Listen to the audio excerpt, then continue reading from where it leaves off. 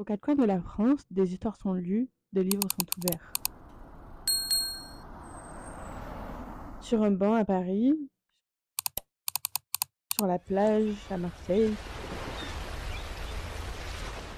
ou même dans l'herbe à la campagne. Ils lisent seuls, mais partagent la même envie. Transformer les pages en liens.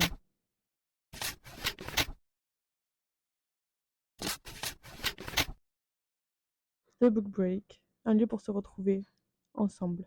Bonjour à tous, j'espère que vous allez bien.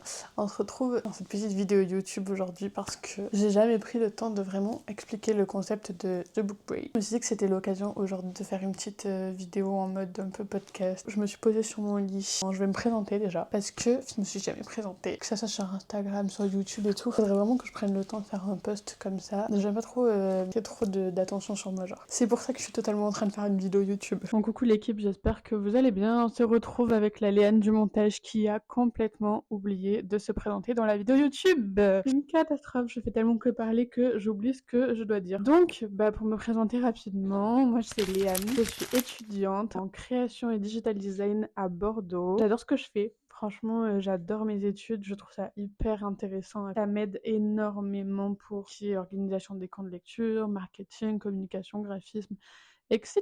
Enfin, c'est vraiment ce que j'aime. Et ce qui est trop bien, c'est que j'ai créé mon entreprise en avril 2025, que j'ai appelée, attention à l'accent anglais, The Book Break. Vraiment, je me tape des barres toute seule, mais c'est pas grave. Faut savoir que j'ai passé mon bac en 2024 et que je suis partie en année de césure. Donc, je suis partie 6 mois en Irlande où j'étais fille au pair et j'ai vraiment trop kiffé.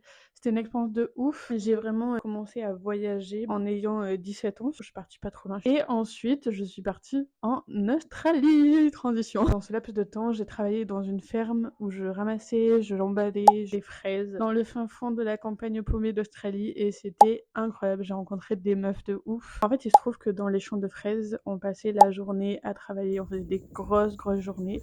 Et en tant que grande lectrice, j'étais dégoûtée quand je partais en Australie puisque je pouvais pas emmener des livres. Donc ce que je faisais, c'est que j'achetais des livres sur mon téléphone, sachant que j'avais pas de connexion là où j'habitais. Et je les enregistrais sur mon téléphone puisque je ne captais pas. Comme j'avais pas de connexion, j'avais pas de réseaux sociaux, j'avais rien. Je passais ma vie à lire. Et quand je lisais pas, j'étais au travail. Il se trouve que je me suis retrouvée avec une Française. Elle adorait lire tout autant que moi, si ce n'est plus. On s'est mis à lire les mêmes livres et parler toute la journée en ramassant des fraises et tout ça, on parlait de nos livres et tout ça. On se faisait engueuler par notre boss qui nous disait de nous taire, elle nous disait shut up everyone. Elle nous faisait séparer comme à l'école maternelle finalement. J'ai trop kiffé. Et puis après je suis partie faire un road trip sur la côte est, donc j'ai fait Sydney, Brisbane, Cairns. Ça c'était un vrai banger. Je suis même partie en Nouvelle-Calédonie. Pendant tout ce temps, je me suis retrouvée à voyager toute seule avec des amis de la famille. Et c'est là que je me suis dit mais wesh, ça me manque trop de lire avec d'autres gens. Et c'est là que je me suis dit en fait je veux créer un endroit où les gens puissent lire autant qu'ils veulent. Et ils ont aucune contrainte de la vie quotidienne, c'est-à-dire ils n'ont pas de repas à préparer, ils n'ont pas d'enfants à aller chercher, ils n'ont pas de trucs à faire en fait, ils n'ont pas de linge quoi, rien. Et ils doivent juste lire parce que c'est ça que j'aimais trop en Australie, c'est que je pouvais faire que lire, je n'avais rien d'autre à faire. Le mieux, c'est de partager son expérience littéraire avec d'autres personnes. Quoi de mieux qu'un camp de lecture pour ça finalement. Une journée avec des lectrices,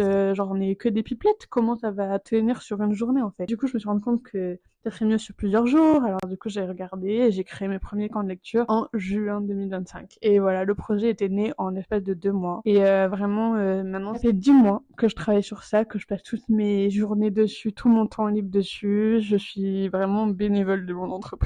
Ça fait 1 an que je bosse comme une folle et j'adore ça. Vraiment, je suis une grande malade. Et j'ai rencontré tellement de personnes incroyables via les camps de lecture que j'ai qu'une envie, c'est de continuer. C'est pour ça que du coup, l'année prochaine, je vais partir sur la moitié de mon temps qui sera à l'école et la seconde moitié qui sera avec mon entreprise. Donc c'est un petit peu comme si j'étais en alternance dans mon entreprise finalement. C'est incroyable et je vais continuer les camps de lecture. J'espère que vous aurez envie de continuer avec moi. Et puis voilà, j'arrête de me présenter, on repart à la vidéo. J'arrête de parler pour rien dire. Je voudrais vous expliquer concrètement ce que c'est The Book Break. Donc pour ceux qui ont déjà fait des camps de lecture, on va dire TBB à partir de maintenant parce que j'en ai marre de dire The Book Break tout le temps. Pour ceux qui ont déjà fait des camps de lecture, vous savez déjà ce que c'est, comment ça s'organise, etc. De toute façon, quand vous arrivez, je vous fais déjà peut-être un petit diapo où je vous explique le concept, comment ça se passe, comment l'idée est venue, comment j'organise les camps de lecture. Ceux qui regardent la vidéo ne seront sûrement jamais venus encore au camp de lecture, donc je me suis dit que c'était l'occasion de vous faire tout ça tranquillement. Le camp de lecture, concrètement, qu'est-ce que c'est? Enfin, je pense que tout le monde a déjà entendu parler des retraites de yoga, des retraites créatives, peut-être même des retraites spirituelles. C'est un peu dans cette vibe-là, sauf que nous, on va tout centrer sur la lecture. L'aspect immersif, chaque livre devient vraiment un univers pour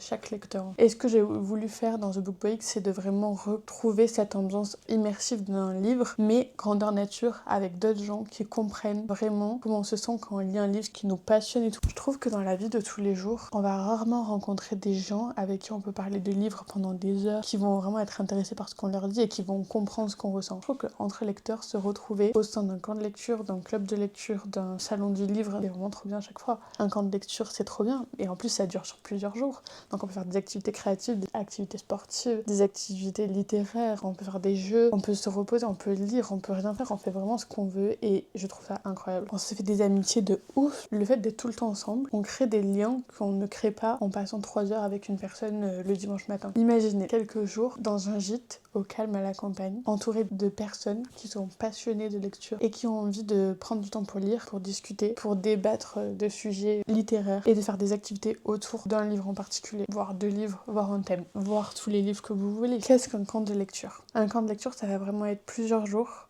pendant lesquels on va se retrouver dans un gîte avec, ça va dépendre des camps de lecture, mais généralement c'est 12 personnes. On a un seul camp cet été où on va avoir 20 personnes. Là ça va être un vrai banger.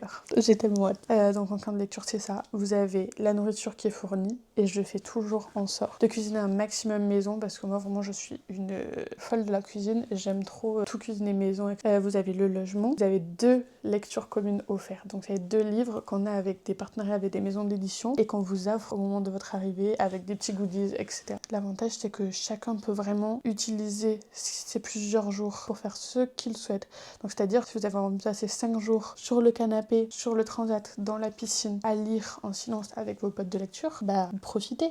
C'est le seul moment où vous allez pouvoir faire ça. Vous n'allez pas vous soucier du repas, etc. Si vous avez envie d'avoir cette expérience littéraire, mais où là, vous allez vraiment faire que parler, débattre de livres, partager vos meilleures lectures avec vos potes de lecture, bah, vous pouvez aussi faire ça. Et vous n'êtes pas obligé de lire pendant tout le camp. Lire, on peut le faire tout seul chez soi, on peut le faire à un camp de lecture, mais rencontrer des meufs comme mon rencontre à The Book Break, bah c'est pas tous les jours. Combien de jours dure un camp de lecture? Donc ça va vraiment dépendre, mais globalement, je fais en sorte que ça dure entre 4 jours et 1 semaine. Moins de 4 jours, je trouve que c'est trop court, on a à peine le temps de commencer à découvrir que faut déjà repartir, et on ne tisse pas des liens de ouf. On a 2 camps de 4 jours qui sont prévus en 2026, donc un camp de lecture de 4 jours du 14 au 17 mai et un autre du 4 au 7 juillet. Il y aura 2 camps de 5 jours qui seront donc le premier du 6 au 10 mai et le second du 7 au 11 juillet. Et le dernier camp de cet été, ce sera un camp de 1 semaine du 15 au 22 août. Et là, ça va être un énorme banger. C'est la première fois que je vais faire un camp aussi long. Mais j'ai vraiment hâte parce que je me dis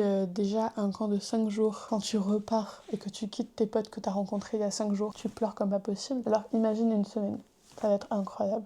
Ambiance colonie de vacances et tout. Vous me posez souvent des questions sur les lectures communes des camps de lecture. Je vais vous expliquer concrètement ce que c'est. Quand vous participez à un camp de lecture, vous avez un thème général. Typiquement, sur le camp du 10 mai, ça sera un camp totalement mafia-romance. Donc ça va être vraiment focus sur la mafia. Et le camp du 14-17, ce sera romance de vacances. Donc là, vraiment 2 trucs totalement différents, mais ça reste tout le temps dans la romance au final. Le principe, c'est que sur chaque camp de lecture, vous avez un thème global et vous avez 2 romans qui sont inclus dans ce thème-là. Et ces 2 romans vous seront offerts par 2 maisons d'édition partenaires. Si vous avez envie de les lire, vous les lisez. Pendant le camp de lecture, l'idée, c'est que du coup, on va avoir des activités hyper immersives par rapport à ces livres-là, pour que vous puissiez vous immerger dans l'ambiance du livre, etc. et que vous créiez des souvenirs autour de ce livre-là. Mais si vous n'avez pas envie de lire ces romans qu'on vous a offerts parce que le thème vous plaît pas, parce que vous n'êtes pas dans le mood pour lire ce livre-là, il n'y a aucun souci, vous pouvez apporter vos propres livres et du coup lire vos propres romans durant le camp de lecture. Il n'y a aucun souci, on va pas vous empêcher de lire ce que vous voulez. Les lectures communes sont tout le temps annoncées sur les réseaux sociaux avant le camp de lecture. Donc vous pouvez déjà le savoir en amont. Pour l'instant, on a juste des coups les camps de mai qui sont annoncés. Le camp de juillet, non. Et le camp d'août non plus. Par rapport aux activités proposées, sur les camps de plusieurs jours, jour. On va souvent faire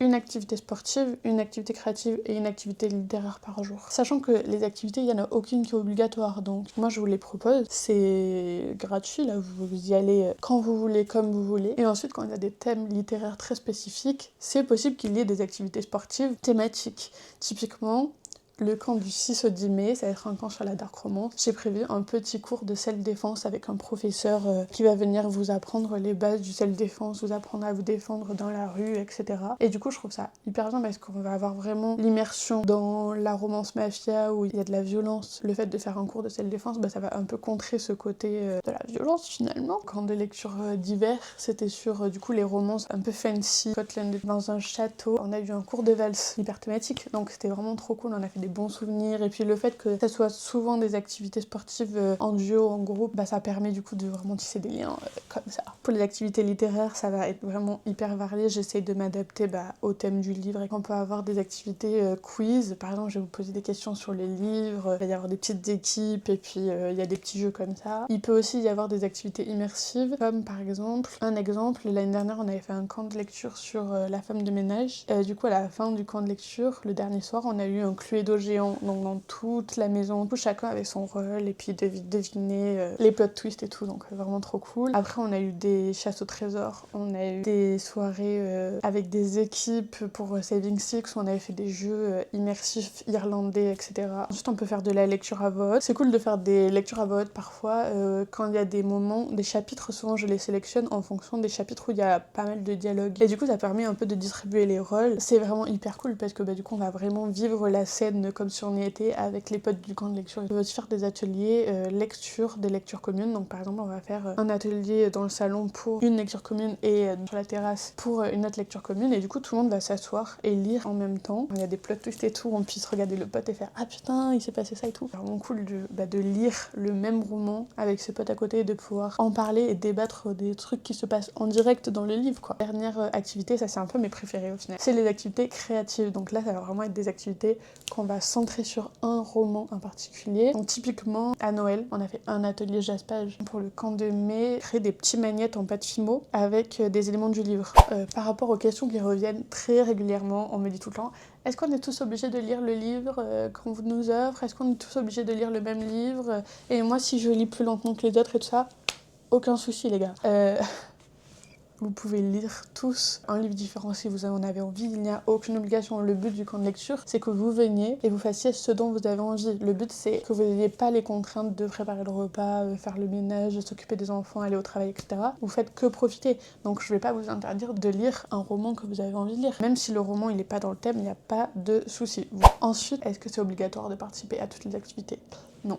Bien sûr que non, vous faites ce que vous voulez, encore une fois. Si vous avez envie de faire l'activité créative, l'activité littéraire, mais que le yoga, ça vous passe au-dessus, vous ne faites pas de yoga. Si vous avez envie de vous asseoir sur votre tapis de yoga, mais ne pas faire le cours, et vous avez le droit de rester assis sur le tapis de yoga, même si vous avez envie de faire la sieste au milieu de tout le monde, et que les autres font le yoga autour, aucun souci. Au camp de lecture de cet été, il faisait très très chaud. Et du coup, on avait fait le yoga dans le salon. Alors d'habitude, on fait le yoga sur la terrasse, devant la piscine et tout. C'était un cours de yoga méditatif. Et à un moment donné, tout le monde était couché en train de faire les étirements et tout. Et on entend ronfler. Comment ça on entend ronfler?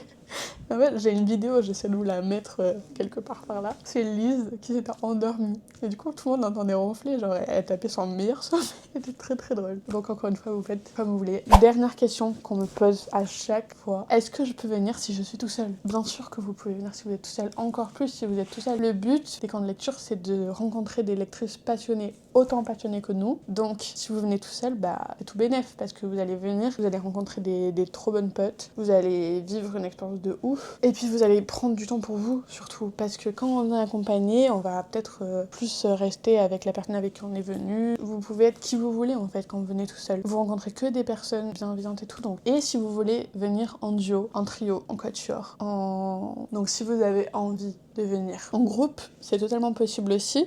D'ailleurs,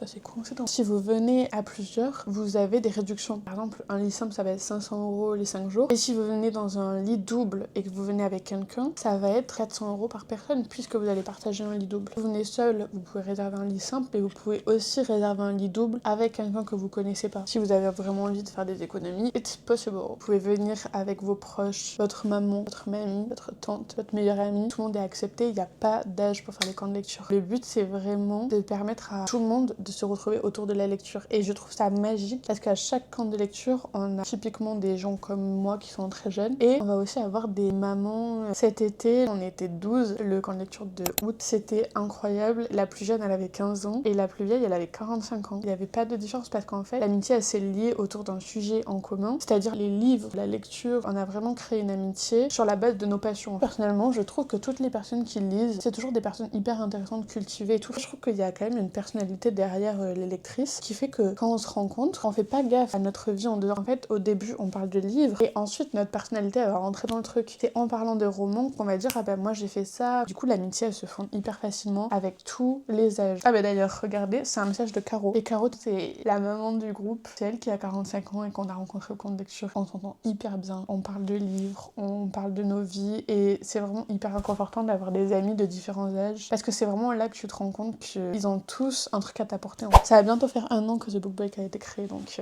on va bientôt faire un petit anniversaire. On passe à autre chose. Pour les camps qui ont déjà eu lieu, on a eu le premier camp. Ça c'était mon tout premier camp, c'était trop bien. C'était du 16 au 20 juin 2025. Là où j'ai rencontré Sienna, Liz, Marine et Eve. On a lié des amitiés de ouf et maintenant on s'entend trop bien, on se parle quasiment tous les jours et tout. Vraiment un des premiers camps, ça a tout déclenché. C'est là qu'on s'est vraiment rendu compte de ce que c'était en fait, les émotions qu'on ressentait et tout ça. Et je pense que tant qu'on l'a pas vécu, on peut pas comprendre. Et ensuite on est passé du coup sur le second camp qui était du coup du 31 juillet au 4 août. Donc là on était 12 personnes, c'était vraiment top parce que je rencontrais plein de meufs incroyables. Et ensuite a eu lieu le camp d'automne. Donc là c'était mon premier camp de lecture avec des partenaires. Donc on était partenaires des éditions EH, incroyable. Et j'adore c'est le goal genre. On avait 2 lectures communes, donc c'était Saving Six. Vous savez que très exactement maintenant vous êtes posé sur Saving Six, Pumpkin Spice Café, PS Je ne crois plus au Père Noël de Rose Beaumont, des éditions EH aussi, et La Malédiction de Notre-Dame. Genre c'est toutes les lectures communes de cette année en fait. Et vous êtes posé dessus parce que j'ai besoin de la caméra soit en hauteur, mais bref. On avait ces 2 romans en lecture commune. Est-ce que c'est pas le rêve de chaque organisatrice de camp de lecture d'avoir ces romances là? Surtout que ma Saving Six,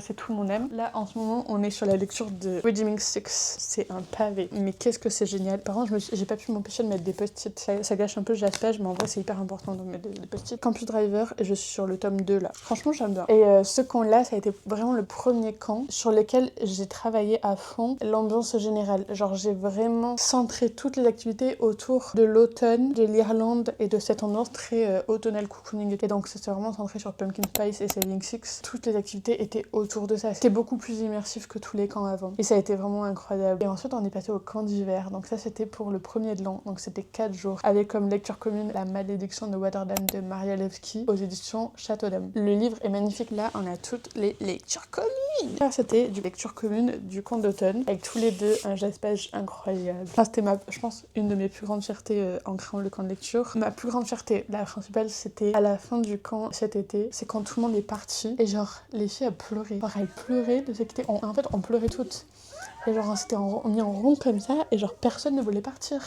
Genre il fallait quitter le gîte mais tout le monde est resté là et on se fait des câlins, on pleurait là. Et je me suis dit mais qu'est-ce que j'ai fait? C'est là que je me suis rendu compte du truc que j'avais entrepris. Genre je me suis dit mais c'est tellement plus qu'une entreprise. Genre j'arrête ce côté sentimental. Ma deuxième plus grande fierté c'est d'avoir eu ces lectures communes pour mon premier camp avec des partenaires. On se rend pas compte, c'est énorme. Chaque participante est repartie avec ses 2 romans. Ensuite pour le camp de Noël on a eu 2 romances et on a eu trop de chance parce que les 2 auteurs sont venus au camp de lecture. Du coup la librairie des Cœurs Perdus de Anaïs Bonsargent-Bourrienne, elle est en auto-édition. Elle habite à Bordeaux et je l'avais justement rencontrée durant un camp de lecture et du coup je lui ai proposé de mettre son roman en lecture commune. Donc ça c'est vraiment une romance de Noël qui se passe à Bordeaux, hyper immersive et tout, vraiment un bijou ce livre. Et l'avantage c'est qu'il est quand même hyper agréable à lire et il se lit plutôt rapidement. Donc c'est vrai que pendant le camp de lecture les filles elles ont bien avancé. Donc là c'est La Malédiction de Waterdam de Maria Levski et waouh, sa nouvelle lecture commune pour le camp d'hiver et c'était un gros banger. On a eu une surprise des éditions IH qui nous ont envoyé des exemplaires de PS Je ne crois plus au Père Noël Noël de Rose Beaumont. C'était vraiment une surprise parce que c'était pas vraiment une lecture commune, mais elles ont grave kiffé et l'ambiance de Noël. Le roman est incroyable parce que il y a des coloriages, il y a des recettes de Noël, des jeux, et en fait c'est hyper immersif. Il y a même la playlist. Tu viens à un camp de lecture et tu repars avec 3 romans